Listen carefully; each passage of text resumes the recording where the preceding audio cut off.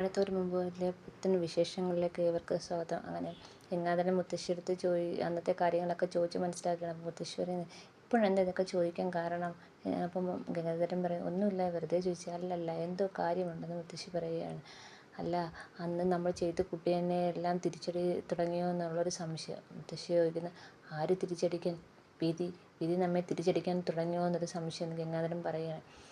അപ്പോൾ മുത്തശ്ശി അങ്ങനെ ആലോചിച്ചുകൊണ്ട് നിൽക്കുകയാണ്. അങ്ങനെ അവർ രണ്ടുപേരും ഞങ്ങൾ ഹോസ്പിറ്റലിലേക്ക് പോകുകയെന്ന് പറഞ്ഞാൽ അവർ രണ്ടുപേരും ഹോസ്പിറ്റലിലേക്ക് പോകുന്ന വഴിയിൽ അവർ കാറിൽ ഇരുന്ന് ഇതിനെക്കുറിച്ച് തന്നെ സംസാരിച്ചുകൊണ്ടിരിക്കുകയാണ്. അമ്മയ്ക്കാണെങ്കിൽ ഇതിനെക്കുറിച്ചൊന്നും അറിയത്തില്ല, കുട്ടികൾക്കറിയത്തില്ല. പിന്നെ ബാലചന്ദ്രൻ മാത്രം എങ്ങനെ അറിഞ്ഞ്?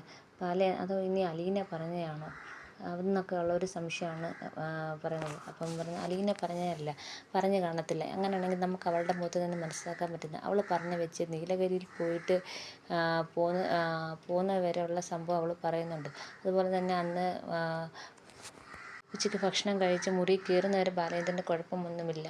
പിന്നെ എന്ത് സംഭവിച്ച്? അപ്പം ബാലചന്ദ്രൻ പിന്നെ എന്ത് സംഭവിക്കാനാണ്? റൂമിൽ കയറി കഴിഞ്ഞാൽ എന്ത് സംഭവിക്കാനാണ്?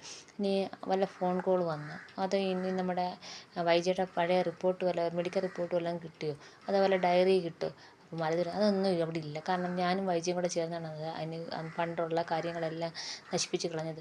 അതെനിക്ക് ഉറപ്പാണ് എന്നൊക്കെ പറയുന്നത്. പിന്നെ ബാലചന്ദ്രൻ എങ്ങനെ അറിഞ്ഞ് ഈ കാര്യങ്ങൾ? അല്ലെങ്കിൽ തന്നെ അച്ഛനാണെങ്കിൽ എന്തിനാണ് അവിടുന്ന് കഴക്കൂട്ടം വരെ പോയി അലീനയെ കൊണ്ടുവന്നത്? അപ്പം മാലതി പറഞ്ഞു, എനിക്കൊരു സംശയമുണ്ട് എങ്ങോട്ടാ? അപ്പം എന്താണെന്ന് ചോദിക്കും. അലീന എനിക്കൊരു സംശയമാണെന്ന് മാലതി പറയുന്നുണ്ട്. അപ്പം ഗംഗൻ പറയാം, അത് തന്നെ, എനിക്കും അത് തന്നെയാണ് സംശയം. അച്ഛൻ എന്തിനാണ് ഇവിടുന്ന് കഴക്കൂട്ടം വരെ പോയി നമ്മുടെ അലീനയെ കൊണ്ടുവന്നത്? ഇവിടെ എന്താ ഹോം നേഴ്സില്ലേ എന്ന് നമ്മുടെ ഗംഗാധരൻ ചോദിക്കുന്നു. അപ്പം മാലതി പറയണ്ട, പണ്ട് ചെയ്ത പാവങ്ങൾക്ക് പരിഹാരം കണ്ടെത്തിയതാണോ ഇനി? അന്ന് പോയ കുട്ടി മരിച്ചു പോയെന്നല്ലേ പറഞ്ഞത്? ഇപ്പോഴേ അച്ഛൻ്റെ അവസാന നാളിൽ അതിനെക്കുറിച്ചുള്ള കുറ്റബോധം തോന്നി അച്ഛൻ പോയി കൊണ്ടുവന്നതാണോ എന്നൊക്കെ മാലതി ചോദിക്കുന്നു. അപ്പം പറയാണ്, എന്തായാലും അലീനയ്ക്ക് ഈ കാര്യങ്ങളൊന്നും അറിയില്ല. പക്ഷേ അവിടുത്തെ മാഡത്തിനെന്ന് വെച്ച് കഴിഞ്ഞാൽ ഓർഫനേജിലെ മാഡത്തിനും നമ്മുടെ അച്ഛനും കാര്യങ്ങളൊക്കെ അറിയാമായിരുന്നു. അവർ തമ്മിൽ കാണാറുണ്ടായിരുന്നു. അതാണ് അലീന പറഞ്ഞതും വെച്ച് നമുക്ക് മനസ്സിലാകുന്ന കാര്യം. അല്ലെങ്കിൽ തന്നെ ഈ അവസാന നാളിൽ അച്ഛൻ എന്തിനാണ് കഴക്കൂട്ടത്ത് വരെ പോയത്? കഴക്കൂട്ടത്ത് പോയി മനുവിനെയും വിളിച്ചു കൊണ്ടുപോയി കഴക്കൂട്ടത്ത് പോയത്. അപ്പം അച്ഛനറിയായിരുന്നോ അലീന അവിടെ ഉള്ള കാര്യം? അപ്പോൾ ഇതൊക്കെ അങ്ങ് ആകപ്പാടെ സംശയങ്ങളാണ് ഗംഗാധരനും മാലതിക്കും. എങ്ങനെ നോക്കി ആലോചിച്ചുകൊണ്ടിരിക്കുമ്പോഴും അവസാനം അലീനയിൽ വന്നെത്തുകയാണ് ചെയ്യുന്നത്. ഇനി അപ്പം ഗംഗാധരൻ പറയണം, ആ യാത്രയാണ് അച്ഛൻ്റെ ആയുസ്സ് കുറച്ചെന്നൊക്കെ ഗംഗാധരൻ പറയുകയാണ്. പറയണം, അച്ഛൻ പക്ഷേ അങ്ങനെ ഒരു മണ്ടത്തരം കളിച്ചു. അച്ഛനെ വരും വരായികയൊക്കെ ആലോചിച്ച് അച്ഛൻ ചെയ്യത്തുള്ളൂ. അച്ഛനാണെങ്കിൽ അവിടെ കൊണ്ടുവന്നാൽ വൈജയുടെ മകളെ അവിടെ കൊണ്ടുവന്നാൽ വൈജയുടെ ജീവൻ തകരുമെന്ന് അച്ഛനറിയാം. പിന്നെ അങ്ങനെ അച്ഛനും കൊണ്ടുവന്ന് അലീനെ അവിടെ നിർത്തുമോ എന്നൊക്കെ ഇവർക്കങ്ങ് ഭയങ്കര സംശയങ്ങൾ. എന്നിട്ട് പറയണം, ബാലചന്ദ്രൻ്റെ നമ്മൾ 2 വയസ്സുള്ള കുട്ടി മരിച്ചെന്ന് 2 വയസ്സുള്ള കുട്ടി മരിച്ചെന്ന് പറഞ്ഞപ്പോൾ ബാലചന്ദ്രൻ പറഞ്ഞു, ഇല്ല, മരിച്ചിട്ടില്ല എന്ന് അയാൾ ഉറപ്പിച്ച് പറയുന്നുണ്ട്.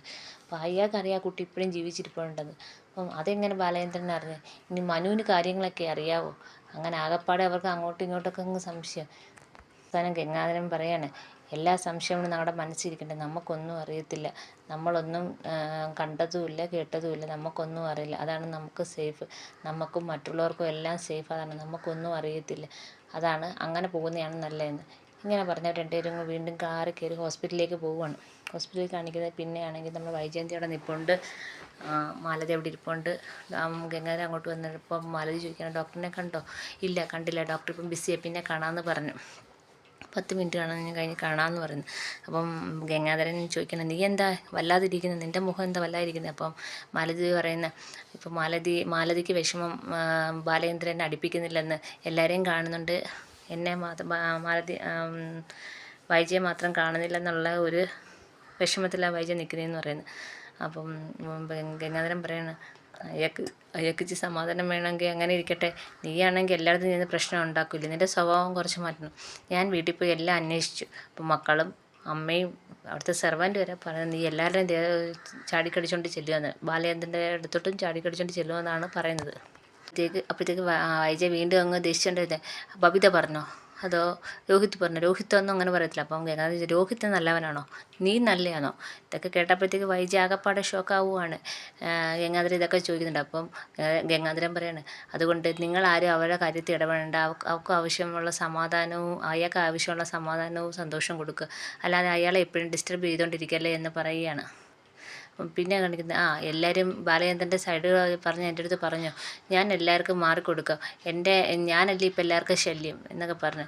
അപ്പോൾ വീണ്ടും വൈജയ് ദേഷ്യം വരുമ്പം നമ്മുടെ ഗംഗാധരൻ ഷട്ടപ്പ് എന്നൊക്കെ പറഞ്ഞ് അങ്ങ് കൂടുതൽ ദേഷ്യപ്പെടുകയാണ്. ഇതൊക്കെ കണ്ട് വൈജയ്ക്ക് ഭയങ്കര സങ്കടമായി. വൈജ അവിടുന്ന് പോവുകയാണ് ചെയ്യുന്നത്.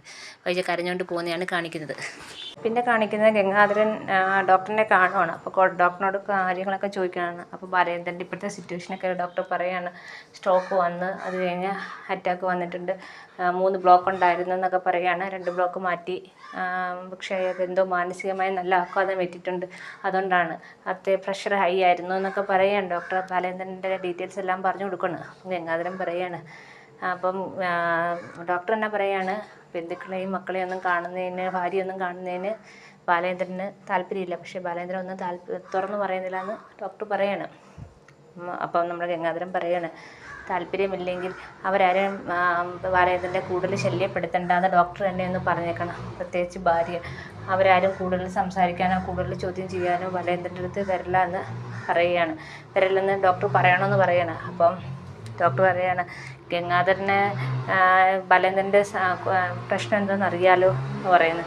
അപ്പം എനിക്ക് ഏകദേശം അറിയാം, പക്ഷേ വൈഫിനൊന്നും അറിയത്തില്ല. അപ്പോൾ ഡോക്ടർ പറയാണ്, ഞാൻ ആദ്യമായിട്ടാണ് കേൾക്കുന്നത് വൈഫ് വരെ രോഗിയുടെ അടുത്ത് നിന്ന് മാറി നിൽക്കണമെന്ന് അവരുടെ ബന്ധുക്കൾ തന്നെ വന്ന് പറയുന്നത് ആദ്യമായിട്ട് കേൾക്കുകയാണെന്നൊക്കെ പറയാണ്. അപ്പോൾ അങ്ങനെ ഡോക്ടർ സമ്മതിക്കണം, ഞാൻ പറയാമെന്നൊക്കെ പറഞ്ഞു. ഡോക്ടർ സമ്മതിക്കണം. അങ്ങനെ ഗംഗാധരൻ ഇറങ്ങി പുറത്ത് വരികയാണ്. പുറത്ത് വരുമ്പോൾ മാലതി കാത്തിക്കുകയാണ്. അന്നേരം വൈജയ് എന്തെന്ന് ചോദിക്കുമ്പോൾ വൈജയ് നമ്മളായിട്ട് പിണങ്ങി പോയിരിക്കുക. വൈജയ് അപ്പം ഗംഗാധരൻ പറയാണ്, നീ കൂടുതൽ സംസാരിക്കാൻ പോകണ്ട, നീ അവളുടെ സൈഡിൽ നിന്ന് ഒന്നും പ്രതികരിക്കാതെ നിന്നാൽ മതി, അവിടുത്തെ കാര്യങ്ങളൊക്കെ ഞാൻ പറഞ്ഞോളാം.